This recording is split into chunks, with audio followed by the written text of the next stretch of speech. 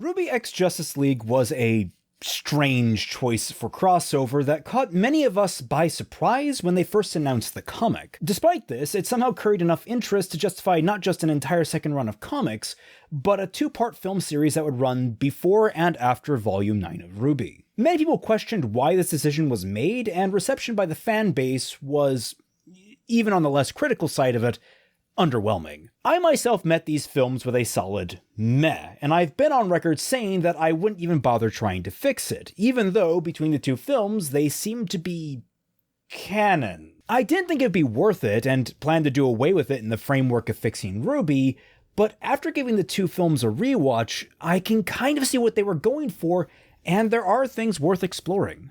Of course, it requires fixing, but I think it'll surprise people that there's not actually that much that needs to be changed. So I present to you, Fixing RWBY x Justice League, Superheroes and Huntsmen, Part 1.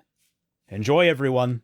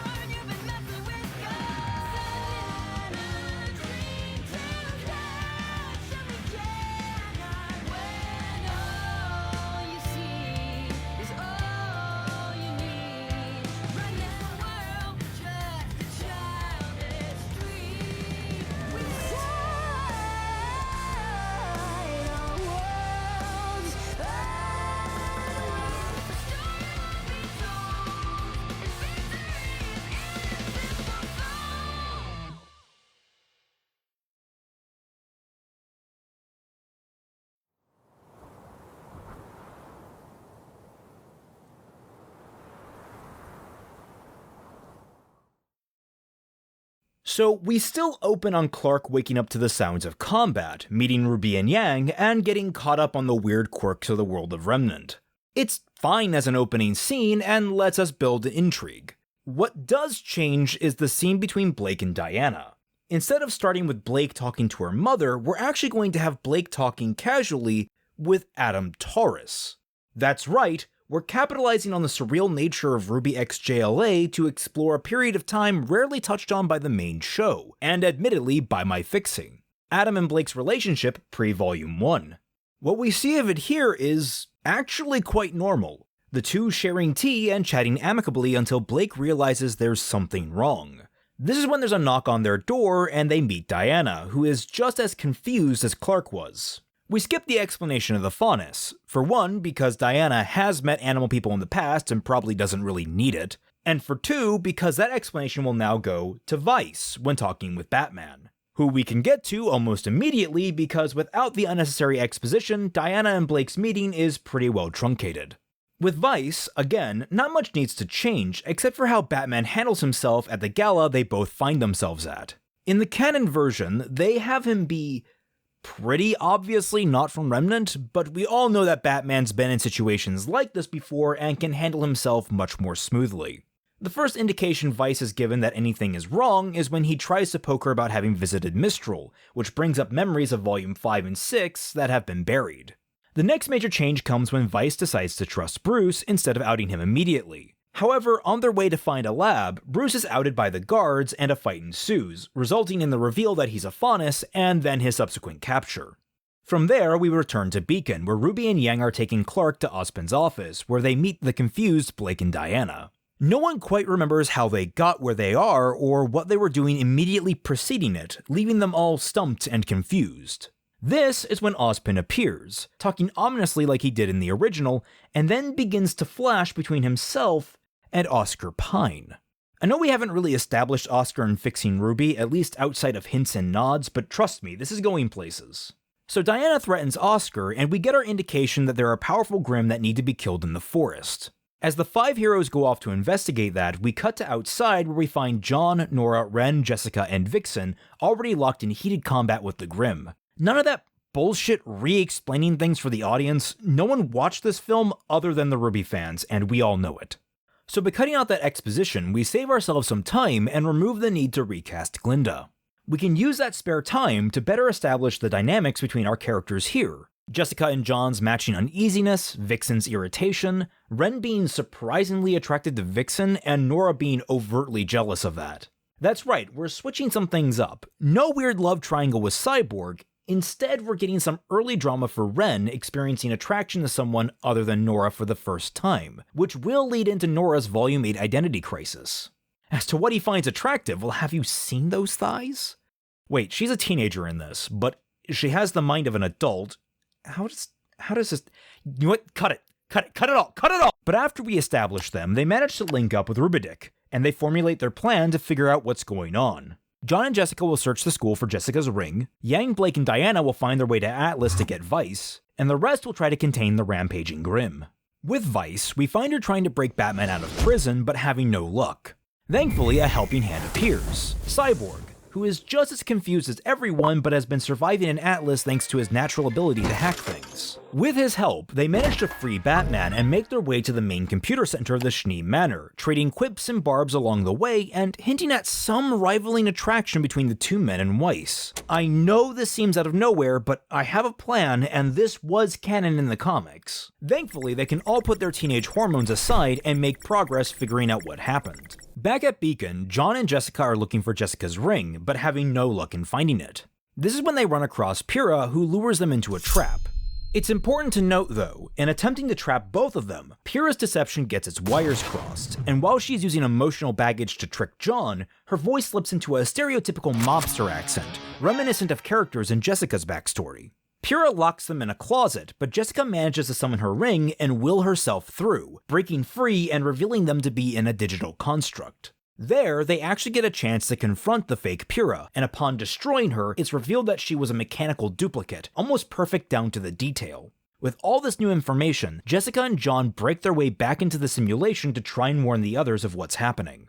In Atlas, Vice, Batman, and Cyborg have made a similar discovery, and between Cyborg and Vice, they deduce that Team RWBY were knocked out by an experimental internet gas that was being developed back on Argus, and that's how they wound up in the digital space.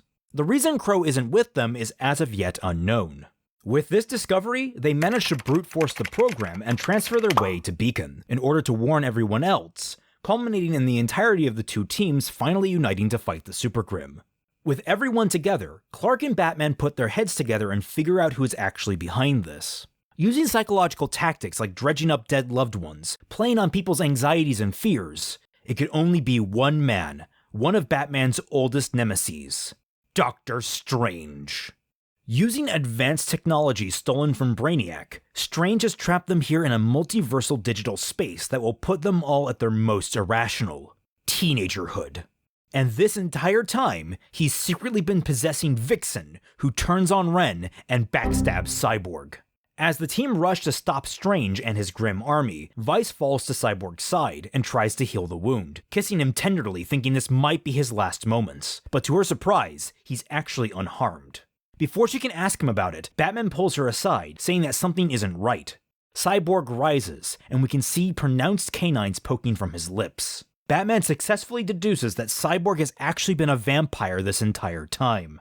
Vice cringes in fear, realizing now that Cyborg is an affront to humankind, and professing her love for Batman, even if he is a faunus. But as she goes to kiss Batman, Cyborg stops her and says that Batman has been an agent of Salem's this entire time.